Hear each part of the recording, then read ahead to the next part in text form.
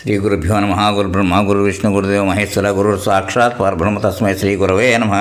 సదాశివసమారంభం వ్యాసశంకర మధ్యమాం అస్మదాచార్య పర్యంతం వందే గురు పరంపరాం. శ్రీ గురుభ్యో నమః. గణాధిపతయే నమః.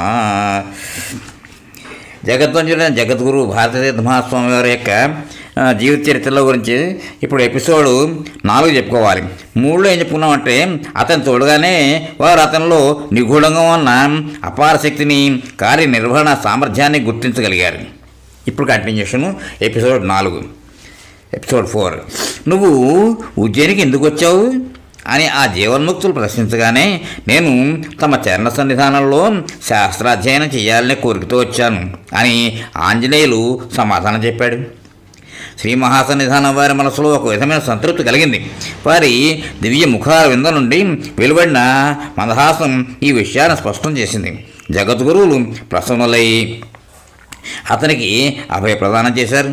అటుపైన గురువును విడిచి వెళ్ళకూడదని అతడు చేసుకున్న నిశ్చయం సుదృఢమైనది. శ్రీచరణులు ఏది చెప్పినా తన మేలు కొరకే అని, వారి ఆజ్ఞ ప్రకారం నడవడం ఒక్కటే తన కర్తవ్యమని అతను అంతకుముందే నిశ్చయించుకున్నాడు. మరునాడు శ్రీ జగద్గురువులు శ్రీ ఆంజనేయుల కోసం కౌరు పంపారు.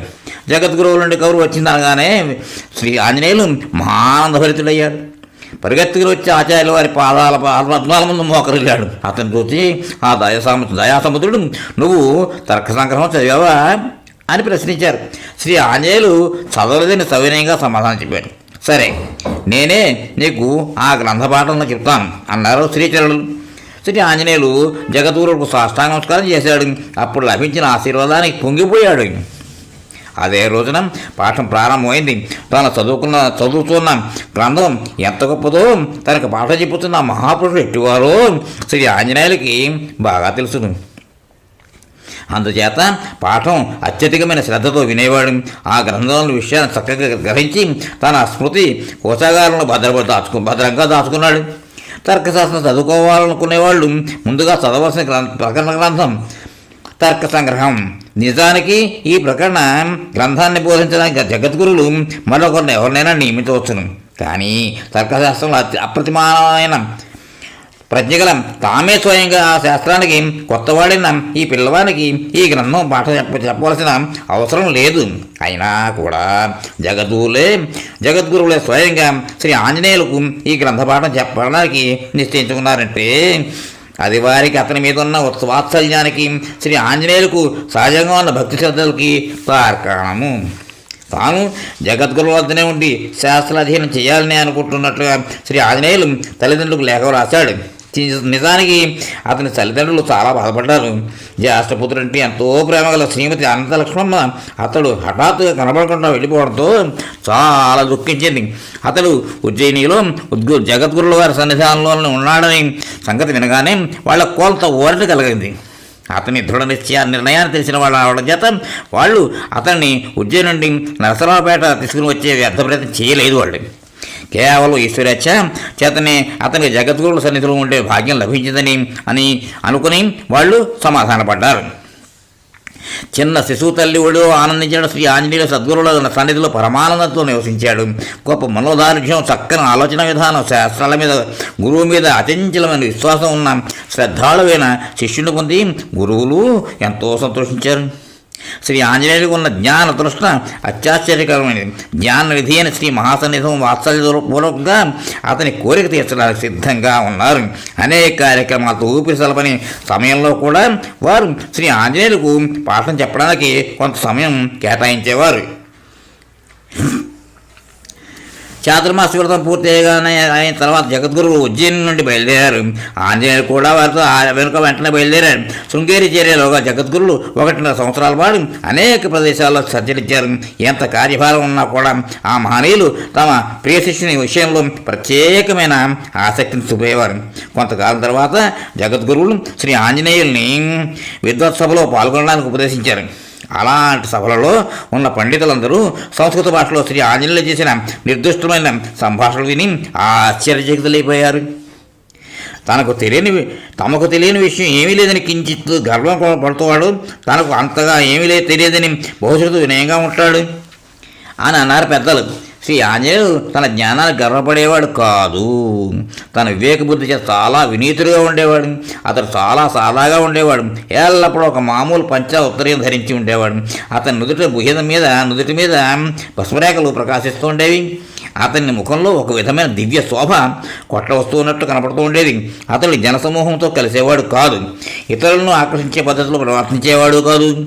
జగద్గురువులు చంద్రమౌళీశ్వర పూజ చేస్తున్నప్పుడు రుద్రపట్నం చేస్తూ అక్కడ కనపడేవాడు. పూజ అయిన వెంటనే అక్కడికి నుండి జారుకునేవాడు.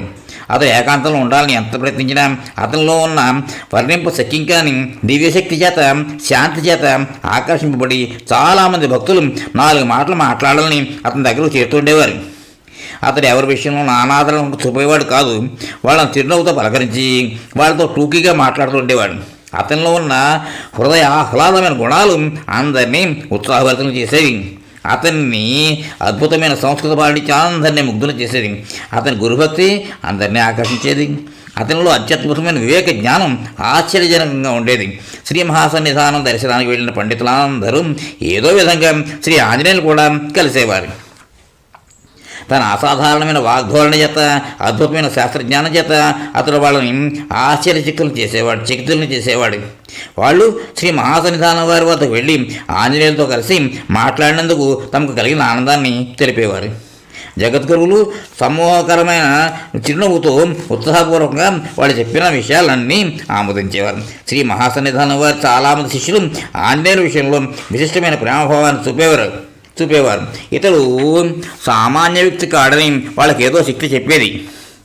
చాలామంది భక్తులు శ్రీ ఆంజనేయులకు ధన రూపంలోనూ వస్తు రూపంలోనూ పారితోషికాలు ఇవ్వడానికి కూడా ప్రయత్నించేవారు.